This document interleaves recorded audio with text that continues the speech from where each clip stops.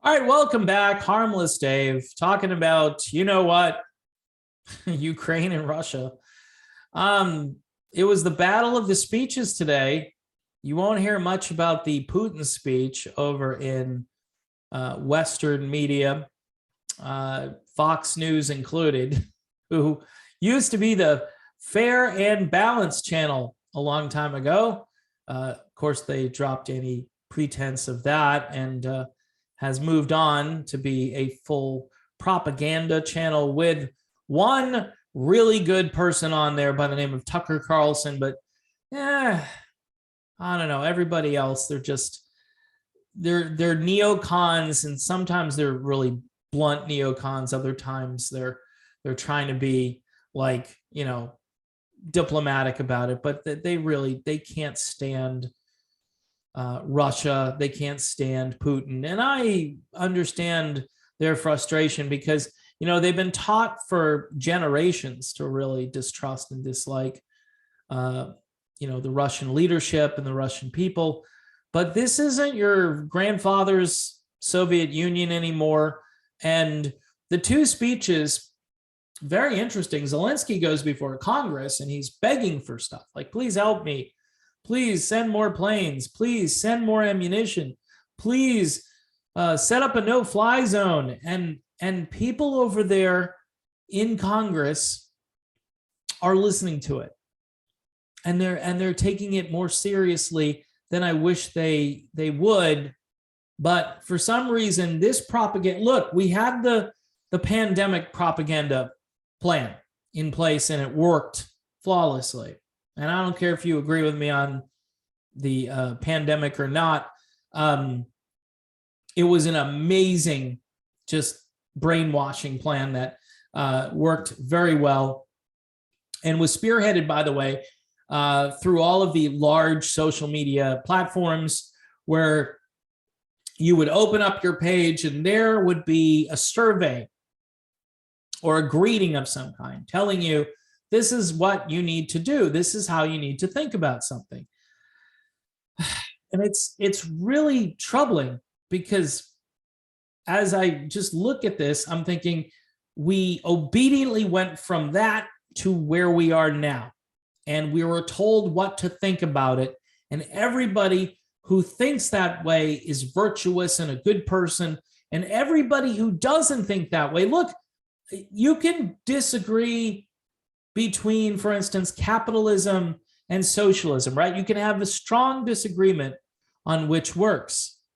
But to, I guess, disparage somebody for a viewpoint on the economy, I would rather just hear a debate about it, right? And hear both sides. And then I will come to some conclusion, like state-run capitalism is great. And I'll be like, prove it. I don't think it is. Because it's basically state-run capitalism. It's not real capitalism. And so there's no such thing as real. And we could go on with that debate forever. The point I'm trying to make is there's no other side to this. It's Zelensky versus Darth Vader. By the way, Dick Cheney used to be Darth Vader. I'm wondering why he hasn't been on television. I don't know if he's in ill health. I know he's got a brand new heart, because the last heart he had failed. And I could be really mean here and say that he never had a heart for what he did to all of those people in all of those countries. But, I'll refrain from doing the gratuitous joke. The point I'm trying to make, though, is that it's the neocons, it's the neoliberals who get to go on television and tell everybody how evil Putin is, but they don't discuss World War III with you. They say, hey, you're willing to pay $7 a gallon for gas, right? And you're thinking, I wasn't willing to pay $4 a gallon for gas, but yet here I am. Putin, in his speech, contrasting Zelensky, where Zelensky is begging Congress for help. Putin trolled Zelensky, by the way, because his speech was either during or right after Zelensky. And obviously, nobody in the West is going to cover that speech. But I watched it live because I've got ways. And so anyway, I'm watching the speech and the translator, and Putin is just slamming the West and all of this pretentiousness, and we're better than you guys. And Putin is just putting everything in its place, and the homeless problems and the unity issues and how people don't get along, and the ethnic disparity. I mean, he just went into everything. He also talked about equality. He didn't talk about equity, which is much different than equality, but he talked about how there's a huge difference between the rich and the poor. And he is going to work in his country to try to get that difference to be less, and not by using an artificial method, but by helping people in a way that will empower them. Something that we're not really talking about here in the West. What we're talking about is giant cash giveaways to large corporations for the most part. Every time we do infrastructure or some kind of bill, only about 9% of it winds up with the people and communities that need it the most.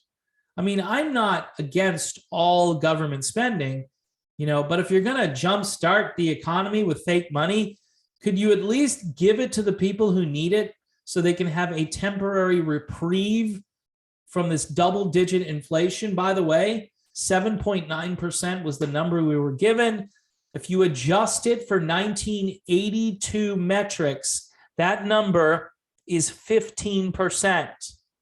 So when the media says, oh, it's 7.9%, the worst in 40 years, and it's the worst ever. The inflation we're currently experiencing is twice as bad as what it was at the tail end of the Carter malaise years and the beginning of the Reagan years, which that took a little while to kick in. But whether you like Reagan or not, the 80s were a booming decade, and it was the decade of decadence and whatever. I would take the decade of decadence right now between the music, the culture, and the fact that I had money in my pocket. I would take that in a heartbeat over what we've been given today. But we've just destroyed the dollar, and we continue to do it. We don't have a solution to our energy problems. We're going to buy it from someone else. Hey, folks, biodiesel, okay? Biodiesel, safe, effective, unlike the last thing we were hearing during the thingdemic that I used to talk about every day. Safe and effective. No, this was truly a safe and effective way, or is a safe and effective way. And we can produce a ton of it, and we can put it into any diesel motor. All right. So you got your motorized vehicle still. You got the power of hitting that accelerator and going quickly. I know some people tell me they love their hybrid car or their electric car, but those aren't for everybody. And you cannot just mass produce them in a way that they would be for everybody. Nor do we know why a battery for that car is going to cost you $10,000 or $20,000, which to me, it's just ridiculous. You pay for a car once, not every time the battery fails on you. And until we perfect all of that technology or get it to a point where it's cost effective, there's a cost benefit analysis done, which typically when it comes to green energy, that doesn't typically occur. I'm all for solar. You want to subsidize some solar panels on my house? I'll take them, because I think if we can offset some of the, the home energy usage and commercial energy usage, we would be in much better shape as far as energy. And then we just do the rest, either fossil fuels or biodiesel or whatever. But we're not making any effort to do that. And Putin's got the oil, and Saudi Arabia's got the oil, and Venezuela, a country we tried to overthrow, they've got the oil. And now we're making phone calls to them. Apparently Saudi Arabia won't even pick up the phone for sleepy Joe Biden. They just won't do it. So it's interesting. But yet, and they know, hate to use the expression, they've got us over a barrel, right? They certainly do. And when it comes to Russian oil, they're still going to export their oil. Now, what's interesting about Putin is he gives this speech about his country and pride in his country, and how bad the West is, and how we're immoral, and how we don't take care of our own people, and there are all these problems, and yet we're going to instigate more problems around the world, and we're going to team up with NATO to threaten a sovereign country. He talked a lot about sovereignty. Like I said in other videos, this is about encroaching on Vladimir Putin. And we've been doing it for quite some time.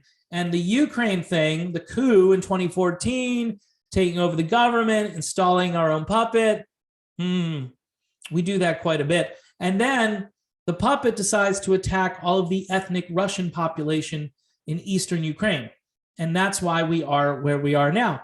Not because Putin just randomly, arbitrarily decided to attack another country.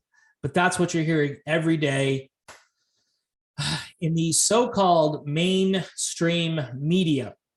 So it's a battle between a president who is losing the war, who's begging for help, and a president who is very confident, puts off the opposite vibe, is a serious person, and who believes in his own country, and who is slamming Western ideals, Western values, the Western economy, the whole thing.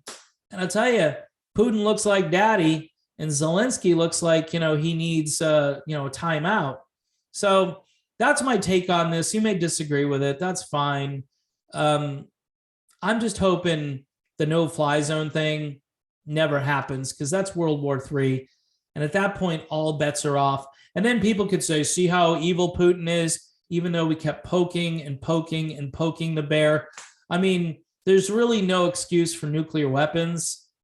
And I don't know. Everything I see points to an escalation, though. And it might involve nuclear. And if we go down that road, I think it's pretty much over for the human race.